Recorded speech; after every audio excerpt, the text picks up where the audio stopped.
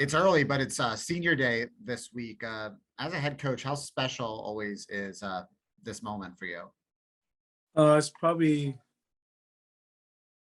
besides the obviously the two service academy games, the biggest game. As we pay tribute to our seniors, you obviously want to send them out the right way.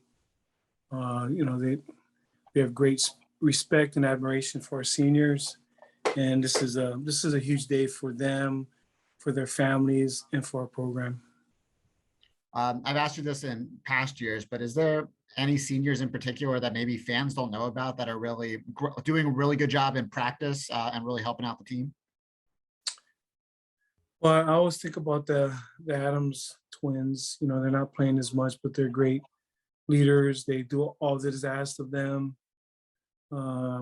They're model midshipmen. They do what they're supposed to in the hall. That's a group that some seniors I think about.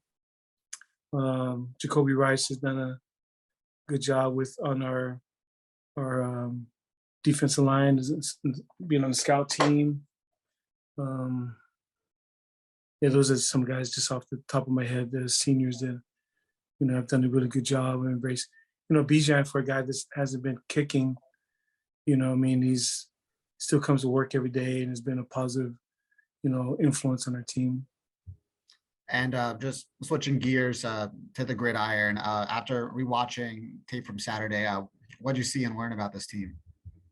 Well, just give credit to Houston, probably the best talented team that we played, this year.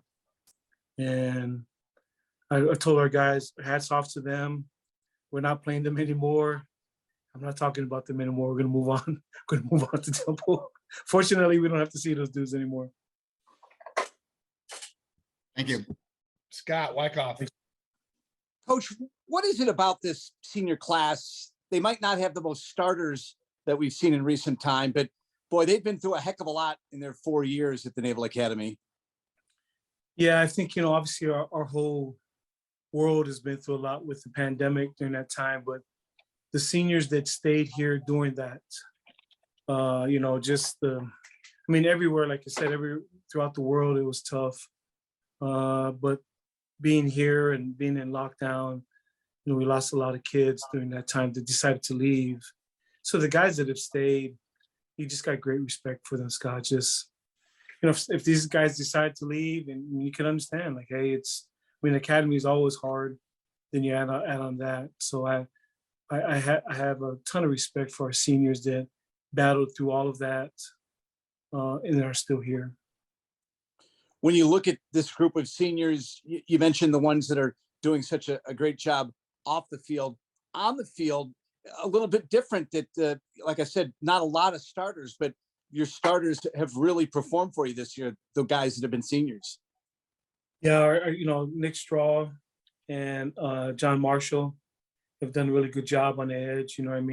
John is our striker, Nick being our raider. Both of them have had solid years so far.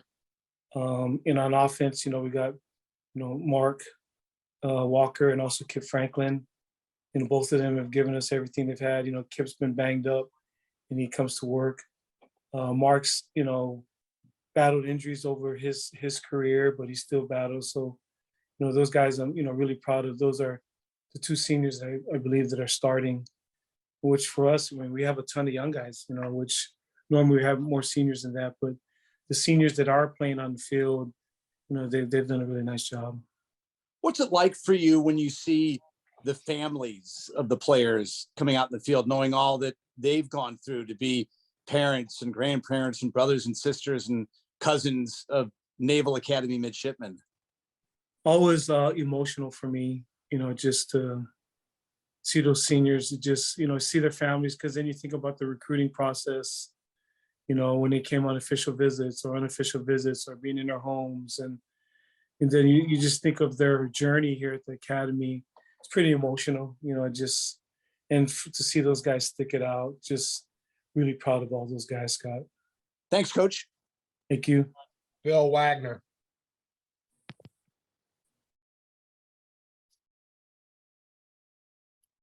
You there, Wags? All right, let's go to Javon Edmonds of Alscoop. Hey, Coach, when you look at Temple on film and you look at their defense, what is it that stands out the most for you? Well, I was going to say I love the effort that they play with. We're going to play them, but you know they play with great energy. You can tell that effort and running to the ball is a big premium for them. I think they play really, really hard. You can tell schematically they're, and you don't play hard unless you're coached to play hard, and also you don't play hard unless you know what you're doing. And so it's very evident that their staff's done a really good job in coaching their guys to know what to do and coaching those guys to know what the standard is of play. But I've been impressed. Just they've played everybody tough on defense. I mean, they've been playing really, really well. And offensively with EJ Warner, the true freshman at quarterback, what have you seen from him that may present your defense some challenges? Well, he's a young quarterback. It seems like he's got a good head on his shoulders. He seems very, calm under pressure. Doesn't look like they ask him to do much, just manage the game. He makes good decisions. But the future is bright for this young man, and I think he's only going to get better, and just been impressed with his composure at such a young age. Pete Medhurst. Coach, obviously, you guys coming into the season had questions about the B-back position and asking someone to step forward. Why has Daba seemingly here over the last 3 or 4 weeks kind of taken command of that position for you? What have you seen during the course of the week, especially that has allowed him to excel and really take over that position for you? I think the biggest thing, Pete, has just been consistency. I just feel like he's a guy that's been consistent. He's still learning. He's still a young, he's still a sophomore, still figuring things out. But I think his consistency in the overall offense, running, blocking, just all of it, just feel like he's been the most consistent. And he's a kid that just comes to, he brings his lunch pail every day and works every day. And you see him improving daily and weekly. Just looking at it on the surface, and obviously you and your coaches know better because you're teaching it, with the way the rules have changed in terms of blocking on the perimeter, has it caused as a big a deal for you all from a technique teaching standpoint and how it affects the execution of the offense with some of the changes that have been made out there as you all continue to obviously run same philosophy, but have had to modify things in terms of a lot of great blocking techniques that had been successful here for several years? Yeah, that's a great question, Pete. We find secondaries, being way more aggressive and running downhill, recognizing that they're not going to get cut. So we've had to get more aggressive too and attack the line of scrimmage just at them. And really, it's who flinches first. They're going to run downhill, we're going to run at them. I think probably the one spot that's probably the one that's stood out to me, having been in this offense for so long, is the backside linebacker. Like the kid this past week made a ton of tackles. You look at over the games, the backside linebacker makes a lot of plays. Because when you get to the next level, you're not worried about, as he scrapes over the ball and mirrors the ball, he's not worried about getting cut.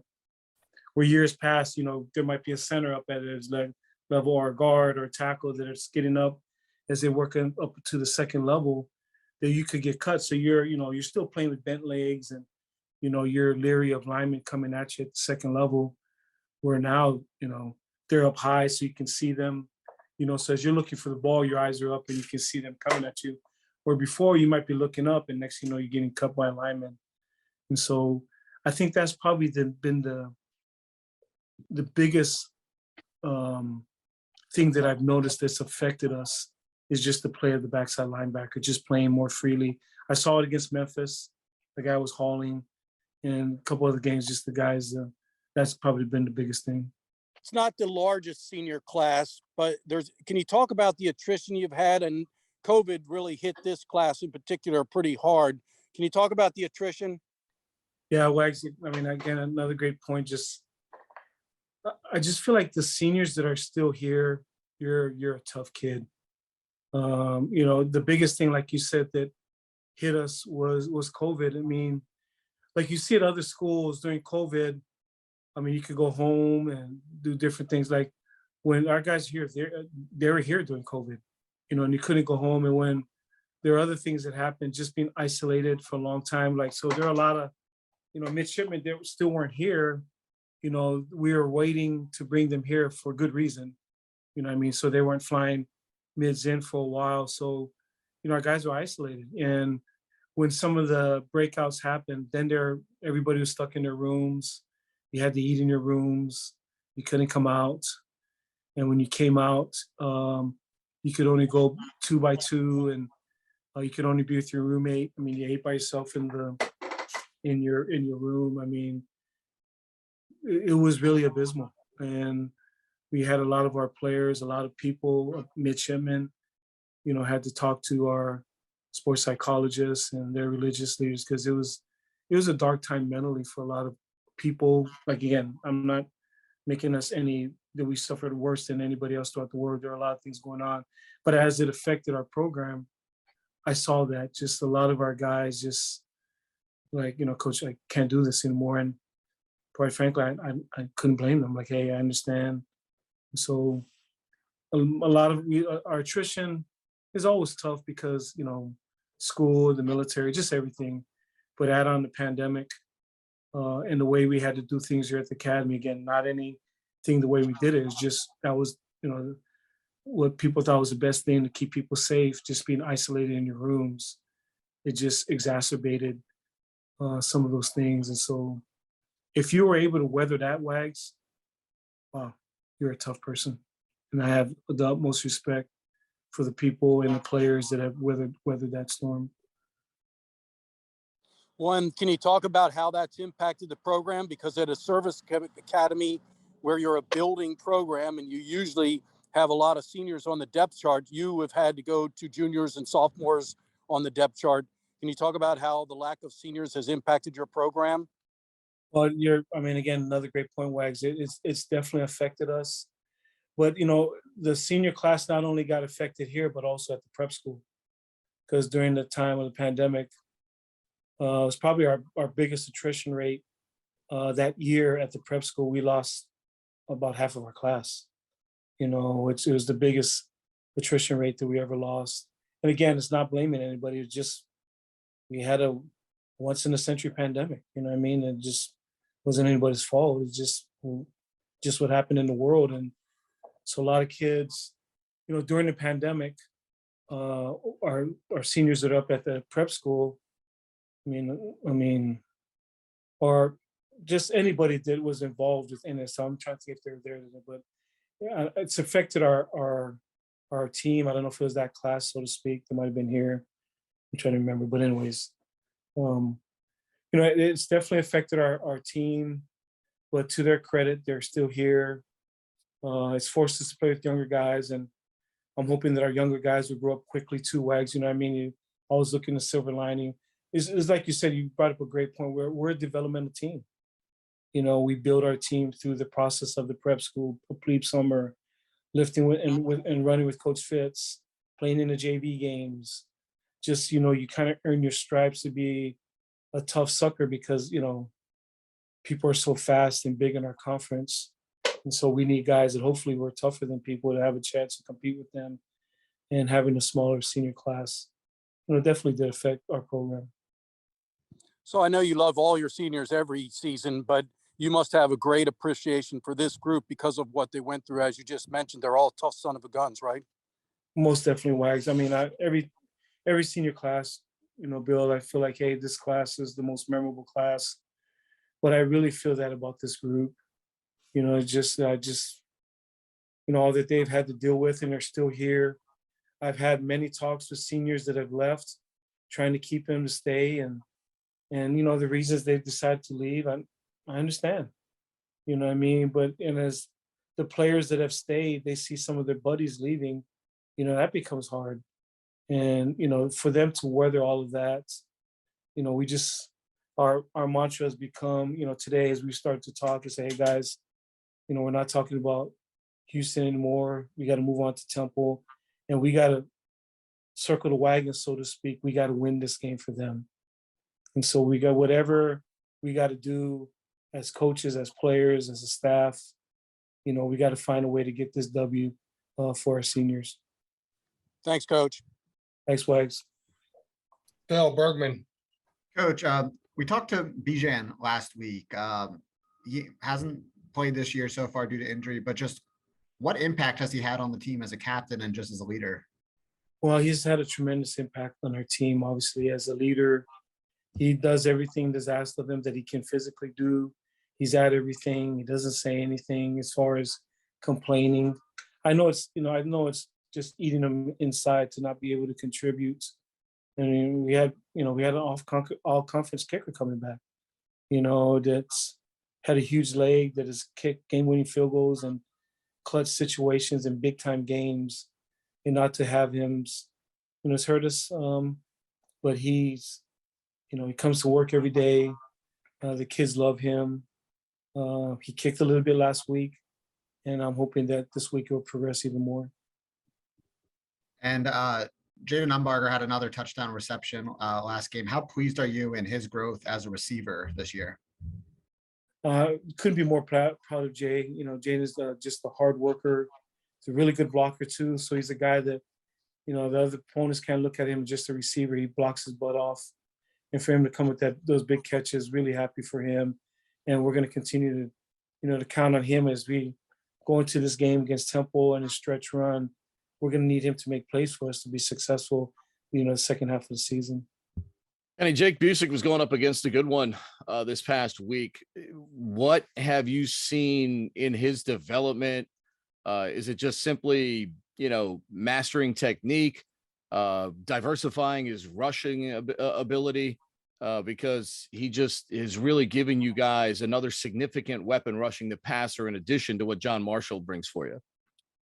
I think the thing about Jake is he just comes to work every day, Pete, and he has all the tools. He's got size, he's got length, he's got get off, he's athletic.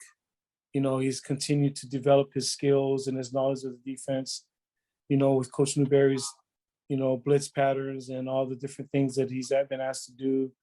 I feel like he's continued to improve. Coach Hall has done a really good job with him, working as he's worked with his coaches, to try to get better. But I just feel like his humility as he comes to work. He's a fun-loving, easygoing guy, but you can see when he comes to practice, Pete, he's a hard worker. And I think all that hard work is paid dividends on the field because he has all the tools. Just to ask you one more question about the seniors. You've watched a lot of leaders in your time here over 25 years. It's easy to lead when the record's 11-2, things of that nature. Just the thought and, about these kids leading right now every day when times are a little bit leaner, a little bit tougher, where it might be, as you mentioned about Jake coming to work, where it might be a little tougher to come to work for some guys. Just what have you seen from those guys leading in this type of time where it obviously has to be a little bit harder? Just so impressed with them, Pete. Just, again, these guys, the goal of this school is to develop leaders. And that's the goal of the school. And as I've seen these guys, and I've told them many times, it's just what you said, it's easy to lead when things are going easy. But in life, as a father, as a naval officer or a Marine Corps officer, there's going to be some times that things go bad and you're going to have to lead. And to see these guys continue to lead, Kip, John Marshall, Bijan, all the seniors from, Nick Straw, Max Sandlin, he's the other guy that's done a really good job that way. Mark Walker, Kip, I mentioned Kip, Jamie Romo, the kid that, hasn't played much, but he's, continued to lead and, done a really good job that way. And I mentioned the Adams brothers. I've just been pleased with those guys. Just they bring the energy every day, be easy to get down. This is their last hurrah, the last year, and things aren't going so great, but I see them every day just leading by example, Pete, and it inspires you as a coach. Just like, man, you're trying to lead a team and you see those guys, bringing the juice and energy every day. mean, it's really a special place to coach. Is it tougher too for guys like Jamie? I mean, let's face it, this is one of the few schools in the country. You're not getting that fifth year, regardless of your injury, usually. And to see a guy that is curtailed from competing because of injury and really can't, give you something on the field, though they desperately want to, at a time like this. Yeah, you feel so bad for them, but then also you see their resolve, Pete. You see their grit. And every time I see Jamie, he's always, "Oh, coach, I'm close. I did this. I'm this far away. This is how much I gained a couple degrees in my extension, and so I feel much better." Or you might pass by the O-line room and he's watching tape.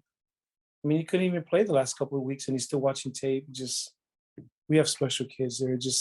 Sometimes you just, when you go shake hands with other teams, you see how big they are and stuff like that, and the other teams. But I wouldn't trade my guys for anybody, man. I coach special young men. Appreciate it, sir. Thank you. Thanks, Pete. Wags. Well, Jamie Romo, is he going to be back soon, Coach? I was led to believe he would be coming back. It looks good, and we were skeptical too, Wags, when he would come back. But he's got an extra bed in the training room. That guy's he's there all the time. He's just constantly. Jim Barry has to kick him out of there. I think if he could get his own key, he would. But he's done anything and everything that he could do or can do to try to get back. He's been doing, and so I think we've all been impressed with him and amazed how quickly he's recovered, Wags. But it's been a testament to him and Jim Barry and the medical staff as they've worked to try to get him back. But he's been relentless at it. And last for me, can you talk about the team coming in here Saturday, Temple? I know they've been struggling a bit, but you know them well. You play them every year, and it's never an easy game. We're both the same, Wags. We're both programs desperate for a win. As I say, I think we're both, both of us do not like where we're at. Both of us can't do anything about the past game. They can't do anything about Tulsa. We can't do anything about Houston, but we can both do something about this game. And I watched them on tape similar to us. They do some good things, and they do some things that I'm sure they would want back, just like us. There's some things that we do, like Ron's doing, we're doing a great job, and there's some stuff you scratch your head. And so I see two teams that are working hard. I've been impressed that they're still battling really hard, that are desperate for a win. I feel like they're playing really, really well on defense. I've been impressed with them on defense. They got a young quarterback, and they play some really good people too. And I know that they'll continue to get better offensively, but we're both the same. We're both two teams that are with identical records that need a win desperately. And, that's what I see. I know they're going to be desperate for a win, and so will we be. We will. Senior Day is here this week. It's early this year, but how exciting is this moment for you? Yeah, we're pumped up. Just the culture of Senior Day and winning when you're at home and just not knowing that you're gonna get, but knowing we're gonna get a great effort and hopefully a great outcome is exciting, and hopefully get a good win at home. I'm pumped for it. What is so special to you about Senior Day? I think like my family getting to just kind of see just be there and sharing that glory, because it's a lot of like the credit to them is how they support me and how they raised me getting here. And they're getting to kind of get a little bit of a glimpse of that gratitude for it walking on the field. I'm excited for them to be there. And lastly from me, who were some of the unsung seniors that maybe a lot of viewers or fans don't know about that are just really putting in the work and helping out the team? I'd say it's everybody. I think a guy that we can really point out is Christian Hutchinson. He's been moved around, been not really had a solid spot. Playing tight end over on the scout field right now, just being that guy who's willing to he's willing to be a scout. He's willing to go be down there with those guys and give our defense a great look. And that never complains, never never asked for more. He's just putting his head down, grinding, giving our guys a great look every day. And then also say like Brandon Madison and Mike Maui are two great examples of guys who gotten hurt, have not been able to play, but they're still leaders on this team. They show up every day trying to help those young B-backs play great football on Saturday. Thank you. Scott Wyckoff. Yeah, Kip, you guys don't have a big senior class, but boy, it seems like you guys are pretty tight. What is it about this group that's made it so tight? I just say the shared diversity. Going through COVID and everything just brought our crew together. And we just that shared experience of having those times and being able to unite around the common cause of this football team and winning games around here and leading our team through these dips and inclines. I think that's what's brought our little crew close together as we've gone through everything. Even before COVID, could you have ever imagined your plebe year that you'd be looking at practice for a week ahead of your senior day? What goes through your mind when you think back to when you first arrived on campus? Yeah, I mean, it's as senior week's coming, everyone's kind of talking about it. I've thought about the meet, just thought about plebe summer and when Joe Petty fell through Red Beach on I-Day. I mean, one of my favorite memories here. It got brought up. We giggled about it. Just going through our time here, everything we've done, eating those horrible meals during COVID, and when me, Darrelson, Luca, and Brandon Moore had COVID and we were in a room together in ISO. It's like we talked about that. It's that great 2-week experience. I mean, it's all these fun memories kind of popping up. It's been fun a couple of days so far. Over your career at Navy, what's it like for you each time that you go out onto the field for a home game at Navy Marine Corps Memorial Stadium? It's so special.